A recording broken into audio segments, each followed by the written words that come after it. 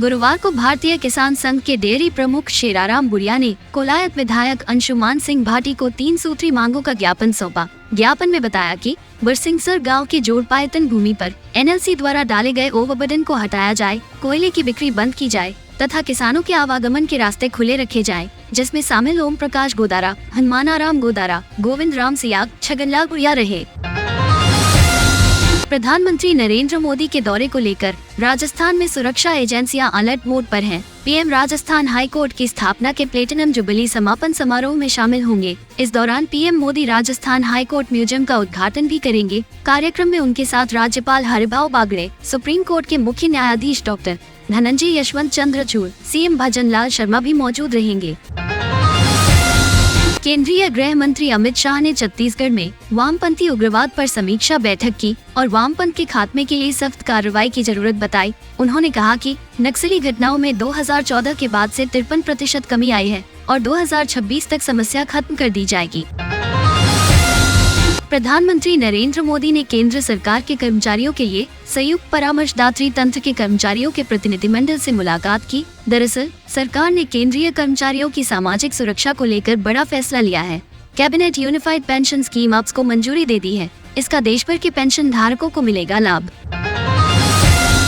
केंद्रीय कैबिनेट ने unified pension scheme (UPS) को मंजूरी दे दी है, जो सरकारी कर्मचारियों को सुनिश्चित पेंशन और न्यूनतम पेंशन प्रदान करेगी। राज्य सरकारों को भी इस योजना को अपनाने का विकल्प दिया गया है, जिससे लगभग 90 लाख लाभार्थी होंगे। प्रधानमंत्री श्री नरेंद्र मोदी जी की अध्यक्षता में यूनियन कैबिनेट ने यूनिफाइड पेंशन स्कीम को अप्रूव किया है।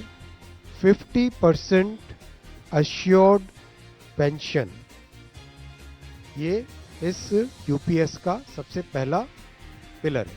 अश्योर्ड पेंशन का जो अमाउंट है, that will be the average of basic पे ऑफ 12 मंथ्स बिफोर सुपर एनुएशन, उसका 50% है। और इस फुल पेंशन के लिए जो क्वालिफाइंग सर्विस रहेगी, वो रहेगी 25 ईयर्स। 25 साल से अगर कम है लेकिन 10 साल से ज़्यादा है तो उसमें प्रोपोर्शनेट पेंशन रहेगी, प्रो रेटा वो पेंशन का अमाउंट बनेगा। किसी भी कर्मचारी के डिमाइज से पहले, इमीडिएटली पहले जो पेंशन थी, अमाउंट था, उसका 60% मिलेगा एम्प्लॉय के, डिसीज्ड एम्प्लॉय के स्पाउस को। एक minimum assured minimum pension 10,000 rupees per month, करीब 23 लाख एम्प्लॉयज हैं, उनको इसका बेनिफिट मिलेगा। ऑप्शन रहेगा, कोई अगर एनपीएस में रहना चाहे तो एनपीएस में रह सकता है, यूपीएस में ऑप्ट करना चाहे, which is naturally a very attractive scheme. ये स्कीम 1/4/2025 से लागू होगी।